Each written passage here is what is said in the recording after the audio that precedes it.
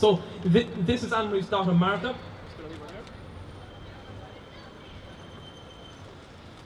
So I want to get this right. So Anne-Marie's daughter Martha, she died just under two years ago, and she'll tell you the whole story herself. But the reason we asked Anne-Marie to come over here was the tragic case of her daughter's death was very similar to a case here in Ireland just a couple of months ago. Anna Hick, she died just around the corner from here, outside the Twisted Pepper nightclub, after taking what she believed was MDMA.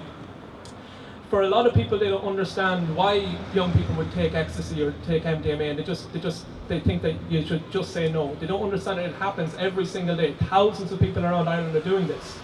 Now, all drugs are all drugs are dangerous to a certain degree, whether it's alcohol, whether it's cannabis, whether it's cocaine, whether it's MDMA. But whether it's an antibiotic, but MDMA or ecstasy, as it's known, is made immeasurably more dangerous by being illegal.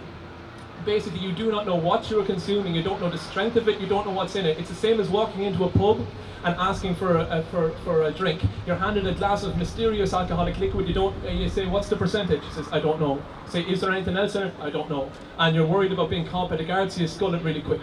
It's the same thing, and you cannot have a system like this. People will always take drugs, people will always have unprotected sex, people will always go skydiving, people will always go horseback riding, people will take risks, and we have to make sure that we do the most we can to help people safely take those risks who choose to do it. So I'm going to ask Anne-Marie to come up and say a few words, and thank you so much for flying over here from Scotland, Anne-Marie. I'm here today from Oxford. I'm originally from Scotland though, and a lot of my ancestors are Irish, so I feel at home here. I've come to share my story, basically. 23 months ago, I got the phone call that no parent wants to get. A stranger told me my daughter was gravely ill, and they were trying to save her life. On that beautiful Saturday morning, my 15-year-old daughter Martha swallowed half a gram of ecstasy that turned out to be 91% pure. Sadly, she didn't make it. She died 2 hours later. Half a gram of white powder wiped out the life of my only child, my beautiful girl who was so very loved by everyone who knew her. Since then, I've looked everywhere for answers in my quest to try to work out what we can do about this.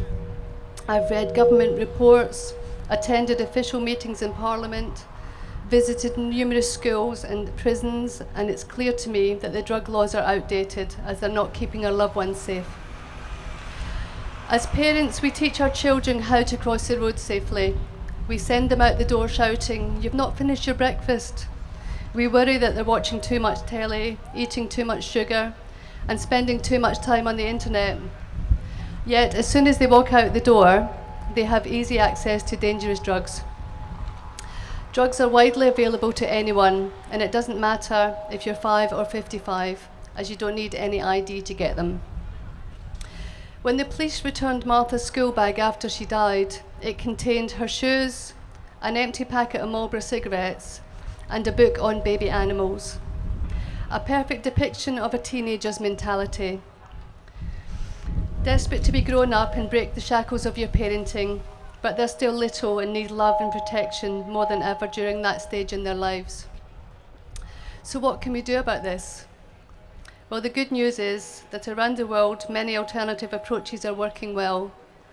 14 years ago, drugs were decriminalised in Portugal.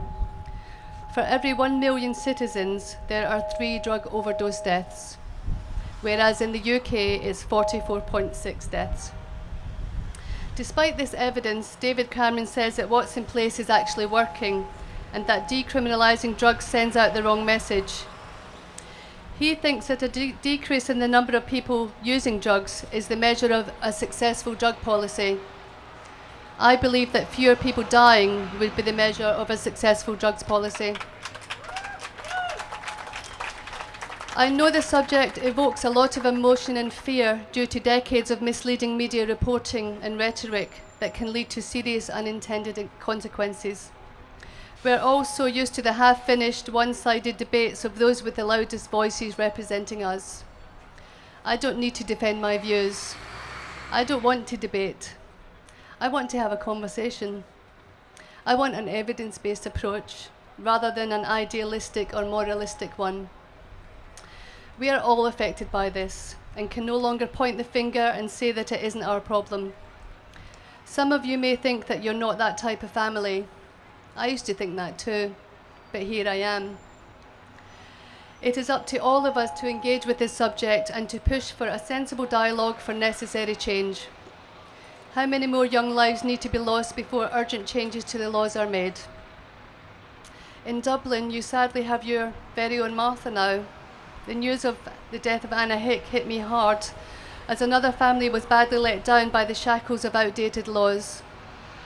Her incredible mother, Elga, recently emailed me, and we shared our mutual grief for the loss of our beautiful girls.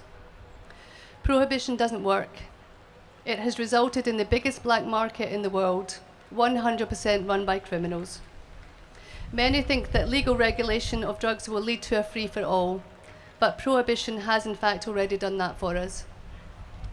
From the echo of my voice bounding around this street, carrying the primal scream of my loss, through your hearts and minds and on into your own lives, I ask you all to please help keep this important conversation going. As I stand here beside my dead daughter's shoes, knowing there's no one to fill them, I live with the belief that there is always a chance that we can learn from the past and pave the way for a better future in order to protect your children and your grandchildren. I am determined to do whatever I can to prevent my story from becoming your story and my past from becoming your future. Thank you.